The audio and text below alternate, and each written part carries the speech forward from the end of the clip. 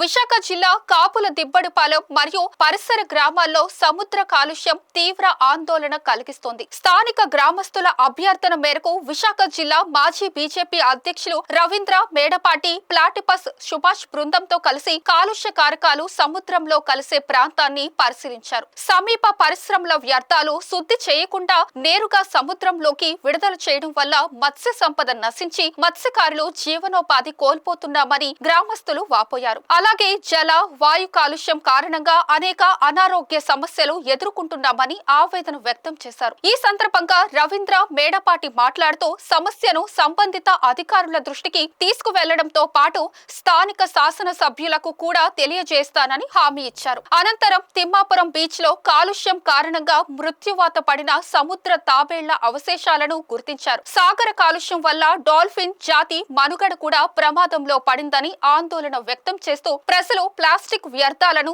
ఎక్కడికక్కడ పడేయకుండా బాధ్యతగా వ్యవహరించాలని విజ్ఞప్తి చేశారు. ఈ కార్యక్రమంలో పలువురు స్థానికులు పాల్గొన్నారు. ఈ జలాల్లోనే అనేక మత్స్య సంపద అభివృద్ధి చెందేది. దగ్గరలో ఉండే ఫ్యాక్టరీస్ తాలూకా వ్యర్థాలు ఈ గడ్డలో కలవడం, ఇది సముద్రంలోకి చేరడం జరుగుతుంది. మొత్తం మత్స్య సంపద నశించడమే కాకుండా ఈ తీర ప్రాంత ప్రజలందరికీ కూడా విష జ్వరాలు బారిన పడడము, అనేక అనారోగ్యాలు గురి కావడం జరుగుతూ ఉంది.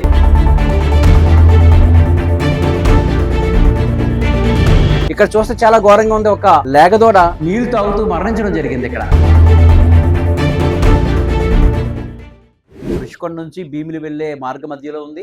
ఇక్కడ ఒక గడ్డ, ఏదైతే మన గంభీరం గడ్డ ఉందో ఆ గడ్డ నుంచి వచ్చే ఒక కాలువ, దీనిలో స్వచ్ఛమైన జలాలు మనకి ఈ సముద్రంలో కలవడం జరుగుతుంది. ఈ జలాల్లోనే అనేక మత్స్య సంపద అభివృద్ధి చెందేది. మన మత్స్యకార సోదరులు ఈ మత్స్య సంపదను అమ్ముకుని జీవనోపాధి సాగించేవారు. అలాంటి గత కొద్ది సంవత్సరాలుగా దగ్గరలో ఉండే ఫ్యాక్టరీస్ తాలూకా వ్యర్థాలు ఈ గడ్డలో కలవడం, ఇది సముద్రంలోకి చేరడం జరుగుతుంది. దాని వల్ల మొత్తం మత్స్య సంపద నశించడమే కాకుండా ఈ తీర ప్రాంత ప్రజలందరికీ కూడా విష జ్వరాలు బారిన పడడము, అనేక అనారోగ్యాలు గురి కావడం జరుగుతూ ఉంది. ఇక్కడ భూమి కాలుష్యం అవుతుంది, జలం కాలుష్యం అవుతుంది, వాయువు కాలుష్యం అవుతుంది, పంచభూతాలు కూడా కాలుష్యం అవుతున్నాయి. దీనివల్ల అనేక పర్యాయాలు అధికారుల దృష్టి తీసుకువెళ్ళినా సరైన స్పందన కనిపించలేదు. ఈ రోజు గ్రామ ప్రజలందరూ సుమారుగా 14 గ్రామాల ప్రజలు మా వద్దకు వచ్చి దీని గురించి అభ్యర్థించడం జరిగింది. దాని గురించి సిచ్యువేషన్ ఎలా ఉందో చూడడానికి ఇక్కడికి పరిశీలించడానికి రావడం జరిగింది. ఇక్కడ చూస్తే చాలా ఘోరంగా ఉంది. ఒక లేగదోడ నీళ్లు తాగుతూ మరణించడం జరిగింది. ఇక్కడ దాన్ని కూడా ఇక్కడ చూడొచ్చు. గత వారం రోజుల నుంచి ఆ డెడ్ బాడీ అలాగే ఉంది, కలేబరం అలాగే ఉంది నీటిలో. అలాగే నొరగ చూస్తే ఇక్కడ ఎంతటి విష పదార్థాలు,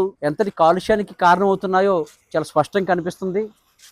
ఏ ఫ్యాక్టరీలు ఉన్నాయో దగ్గరలో ఆ ఫ్యాక్టరీల నుంచి నేరుగా ఫిల్టర్ కాకుండా రావడం వల్ల జరుగుతుంది. మేము డిమాండ్ చేస్తా ఉన్నాం, ఈ ఫ్యాక్టరీలన్నీ కూడా మీ వ్యర్థాలు ఏవైతే ఉన్నాయో, జలాలు కానివ్వండి, ఘన పదార్థాలు కానివ్వండి, వాటిని పూర్తిగా శుద్ధి చేసిన తర్వాత మీరు నీటిలో వదలండి తప్ప ఈ విధంగా వదలడం మంచిది కాదు. దీనివల్ల కొన్ని వేల మంది, లక్షల మంది ప్రజలు ఇబ్బంది పడతా ఉన్నారు. మత్స్య సంపద నశిస్తూ ఉంది. ఒకవేళ బతికున్న మత్స్య సంపదను తింటే అనారోగ్యాలకు గురి అవడం జరుగుతుంది. క్యాన్సర్ లాంటి మహమ్మారులకు గురి కావడం జరుగుతుంది. దయచేసి ఇంతటిది ఆఫ్ చేయండి.